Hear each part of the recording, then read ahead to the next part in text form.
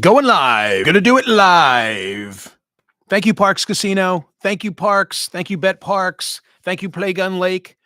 There is there's a story posted today at Smerconish.com and in the newsletter. The big game is Sunday, and it's a really good story as to whether KC, Kansas City, gets the benefit of the referee calls.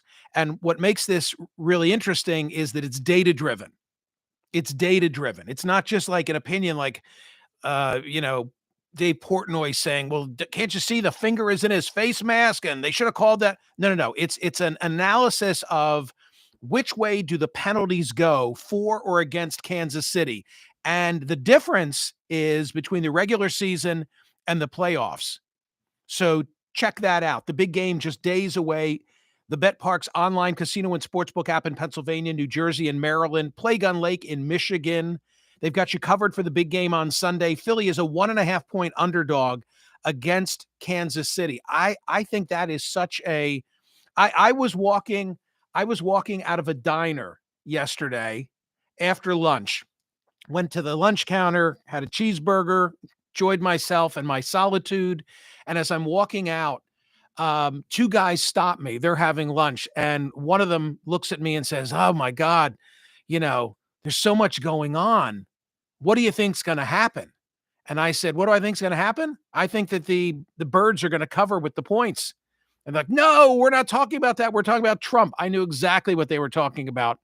Anyway, the over-under is at 49. Whether your team scores or not, there's always another way to win on the BetParks online casino and sportsbook app and the Playgun Lake app, the only apps that I ever use and recommend to bet sports and play all of your favorite casino games for real money. Have some skin in the game. You'll enjoy that game even more. Play blackjack with a live dealer right on your phone. Download the app now and enjoy all the action and excitement from the casino at your fingertips. Great deal for new users.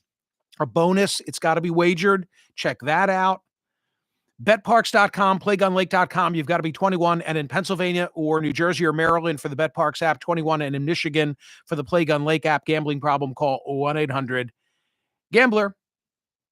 Okay, let us talk right off the bat about today's poll question at Smerconish.com. When I'm really perplexed as to my wording, because I'm trying to get away from a 90-10 result or an 80-20 result, I will often go to Peter Meltzer. He deserves a shout out. He's a very smart guy. He's a Philly lawyer. He's a wordsmith. He's an author. And so I'm giving him a hat tip because together we came up with today's poll question. I wanted to ask about Elon Musk's influence on the federal government. But if I simply worded it that way, then I know that people are like, "No, we don't want Musk involved." Borne out, by the way, from some new polling data that I saw at the Hill and that I published. So in looking for nuance, here's what I came up with my friend Peter. Which poses a greater threat to the U.S.? Elon Musk's unchecked influence over the federal bureaucracy or uncontrolled federal spending and deficit growth? Because theoretically, that's what he's there to do, right? He's there to rein in the size of government. And don't we all agree that the federal government is too large and that it needs a downsizing? Elon Musk's numbers, pun intended, dropping like a rocket. New polling data from The Economist and YouGov focusing on Republicans. In the days after the 2024 election, 47% of surveyed Republicans, 47%, said they wanted Musk to have a lot of influence in the Trump administration. That number among Republicans, forget Democrats, among Republicans has now already fallen to 26%. And I get it. I want to make clear, I get it. I have in the newsletter today, and I did yesterday, a lot of the stories that have been written about Elon Musk and the approach that he's taking to the federal government, and I understand how it's unsettling. For example, the Times story, I quoted from it yesterday, but it's in today's newsletter. Just indulge me. Mr. Musk, the world's richest man, is sweeping through the federal government as a singular force, creating major upheaval as he looks to put an ideological stamp on the bureaucracy and rid the system of those he and the president deride as the deep state. The rapid moves by Musk, who has a multitude of financial interests before the government, have represented an extraordinary flexing of power by a private individual. The speed and scale have shocked civil servants who've been frantically exchanging information on encrypted chats, trying to discern what is unfolding. Senior White House staff members have at times also found themselves in the dark, according to officials. And then there's this. Mr. Musk, the leader of SpaceX, Tesla, and X, is working with a frantic, around-the-clock energy familiar to the employees at his various companies, flanked by a cadre of young engineers drawn in part from Silicon Valley. He has moved beds into the headquarters of the Federal Personnel Office a few blocks from the White House so that he and his staff, working late into the night, could sleep there, reprising a tactic he has deployed at Twitter and Tesla. Okay, I get it. There are concerns over a lack of oversight of Elon Musk and the Doge activities. There are concerns that are appropriate over conflicts of interest. There are concerns about Elon Musk was never elected to anything, much less the 19-year-olds that he's now hiring. I get it. But before you vote, I'm speaking to, the vast majority of you who have not yet voted on the poll question at Smerconish.com. I have frozen on my computer screen in studio the result when 105 people voted on the poll question. Which poses a greater threat to the U.S., Elon Musk's unchecked influence over the federal bureaucracy or uncontrolled federal spending and deficit growth? And it's 75-25, or it was when only 105 people had voted. But I want to try and open your mind to the idea that it's actually a closer call. Two things that I want to say. Number one, Peter G. Peterson. The Peterson Foundation. You remember the story because we had the son in October of 2023 on this program. The son is named Michael Peterson. His father, Peter Peterson, was a commerce secretary, very successful in business, came from very humble Greek, literally Greek diner roots, and made himself very wealthy, served in government, was very concerned about the size of the deficit and the debt, and left behind, I want to say, $1 billion. When you see those commercials for the Peterson Foundation, that's because one man wrote an enormous check or dedicated an enormous sum of money. Such was his level of concern about the peril posed by the size of government and our spending. The deficit, I have to distinguish deficit and debt. Deficit, the annual difference between what we spend and what we take in, the debt, the accumulation of all of that. Right now, the national debt is $36 trillion. $36 trillion. A third of that we owe to foreign interests. But as I said to Michael Peterson when he was my guest, we get it if our houses are in debt. We can't run our house that way. Foreclosure will take place. The lights will get turned off. But when it's the federal $36 trillion debt, that is the national debt, it's hard to wrap your head around. What does that even mean?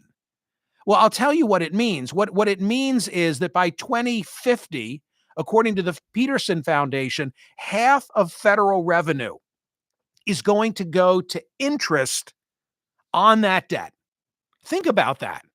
What's going to be left for the commitments that we've made to entitlement programs, the military spending, just making government function on a day-to-day basis? So we have a real problem on our hands in terms of the debt and deficit. And the last time that these numbers were zeroed out, was on the end of the Clinton watch.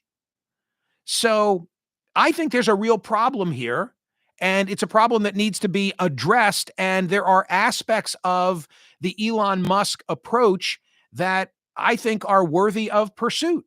I mean, one of the things that they've talked about are improper payments. The DOGE, what does it stand for? Department of Government Efficiency, promised that as a first order of business, they're going to develop an action plan to totally eliminate fraud and improper payments. What are improper payments? Improper payments are payments from the federal government that should not have been issued, and they were made in an incorrect amount. That could be because of fraud or just because of a bureaucratic, mistake. But it's a lot of money.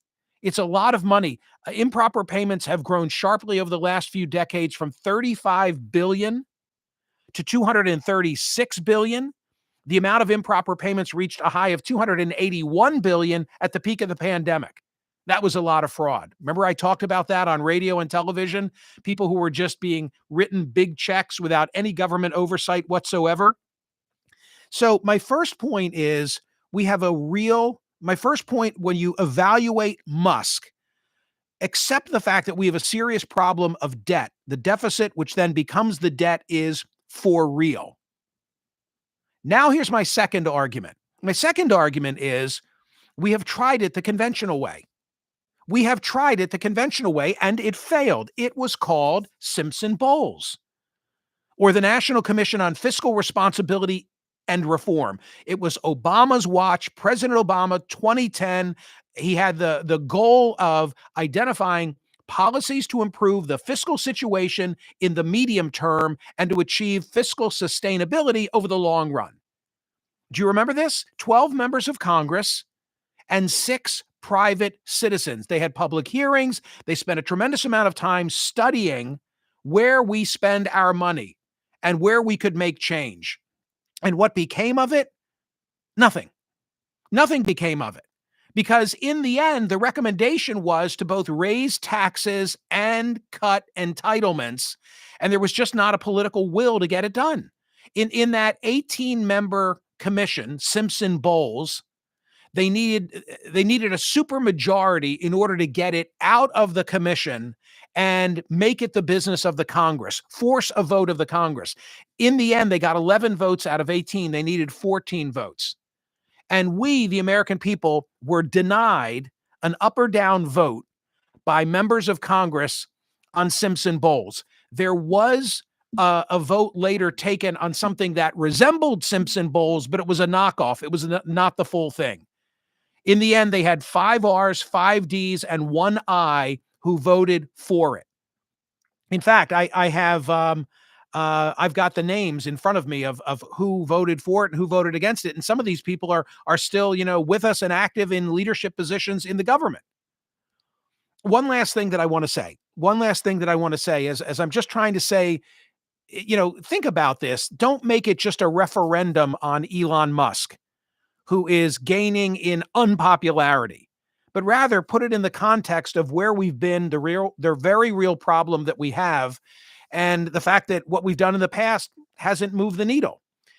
I need to acknowledge something before directing you to the website to vote on the poll question. I want to acknowledge that Trump's focus is not the way that I have framed it. I get that.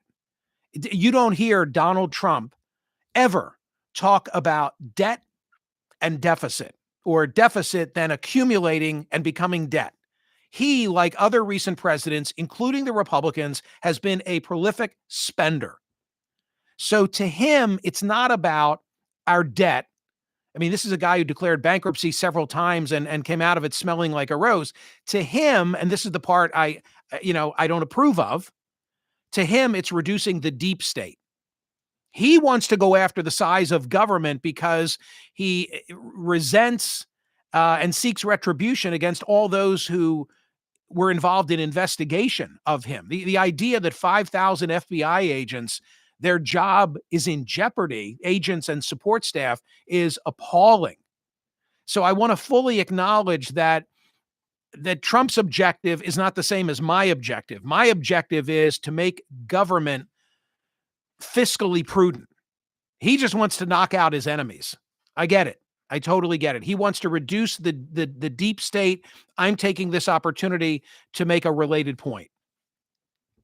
Today's poll question at Smerconish.com, which poses a greater threat to the U.S. I love this. Thank you, Peter Meltzer. I love this formulation. Which poses a greater threat to the U.S.? Elon Musk's unchecked influence over the federal bureaucracy or uncontrolled federal spending and deficit growth? Wow, that's a lot. Okay, go vote at Smerconish.com right now on today's poll question of the day.